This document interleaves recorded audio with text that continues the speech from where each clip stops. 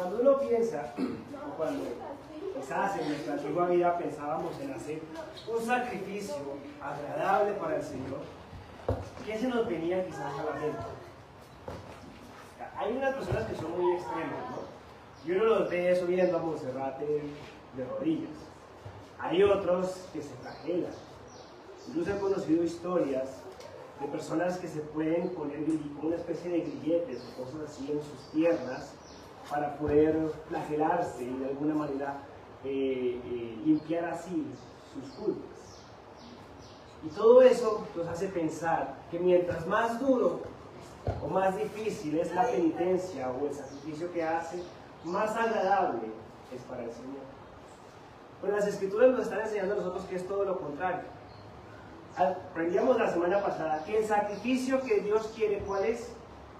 El fruto de labios, confiesa su nombre. Y esto implicaba no solamente dar alabanzas al Señor producto de un corazón que ama al Señor, sino también atreverse a confesar el nombre del Señor a pesar de lo que nos pueda pasar. Para los hebreos esto era ganarse de enemigos a sus familiares, a sus amigos, a los sobrinos, a los padres, etc. Para nosotros, ¿qué puede ser? Bueno, enfrentarnos a un mundo que es netamente anticristiano, ¿no? El sistema del anticristo ya está en acción. Y hoy nos dice el autor, siguiendo la misma línea, en el versículo 16, y de hacer el bien y de la ayuda mutua no os olvidéis, porque de tales sacrificios se agrada a Dios. Muy lejos de lo que uno suele pensar, ¿no?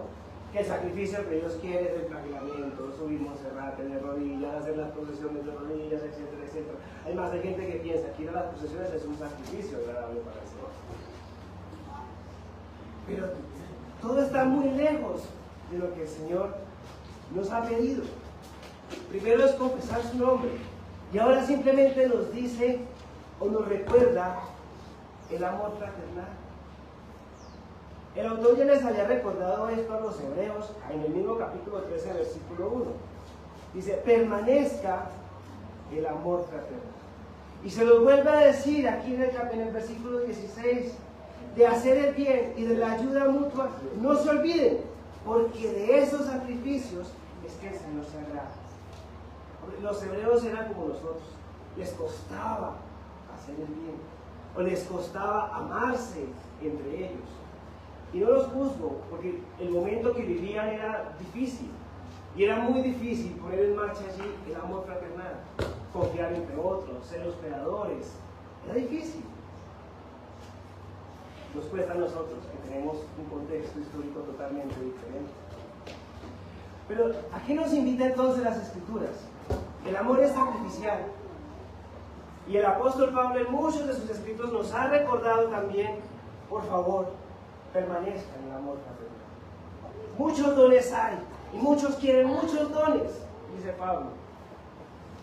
Y los dones y las lenguas cesarán, pero el amor nunca dejará de ser.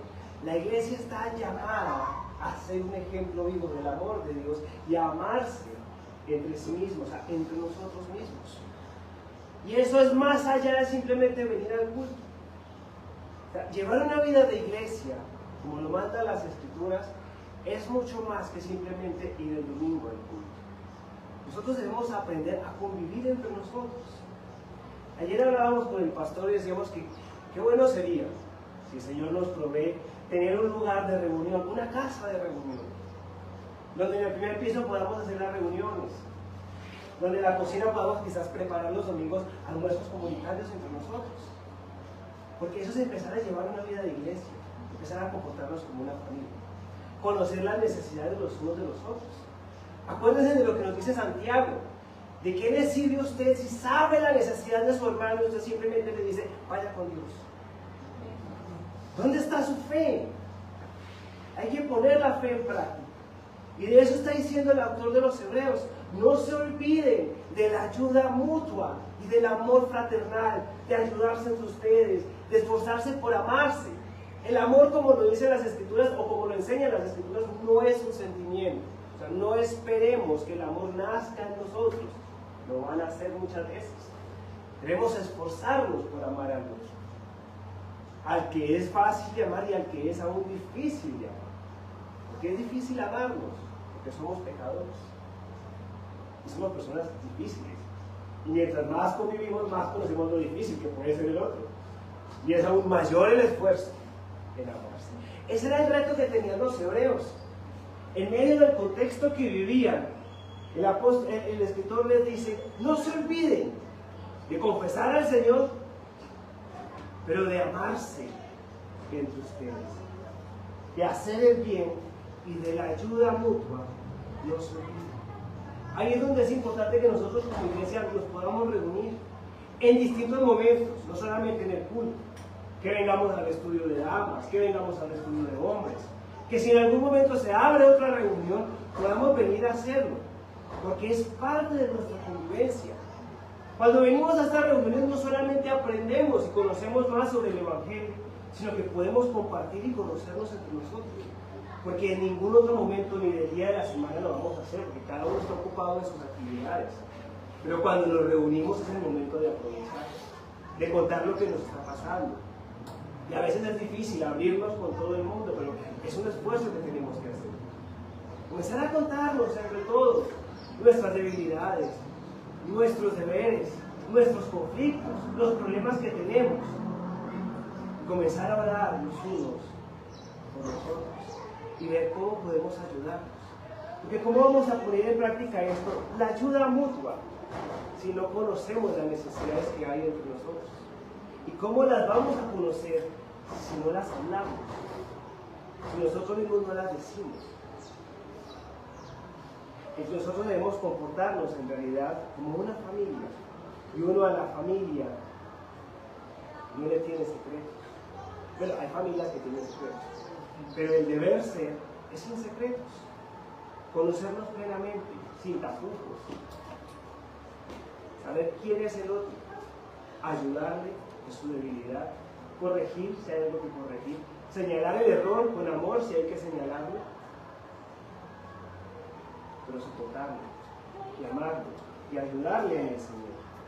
A eso se refiere el escritor, de hacer el bien y de la ayuda mutua no se olvida. Entre nosotros, pero también de nosotros hacia el mundo que aún no nos conoce, que no conoce al Señor.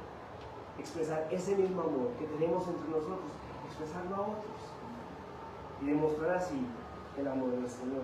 Ese es el mensaje del escritor. Que el Señor entonces nos ayude a amarnos entre nosotros mismos y poder ser un reflejo del amor de Dios a otros. No es una tarea fácil, necesitamos la ayuda del Señor. Amén.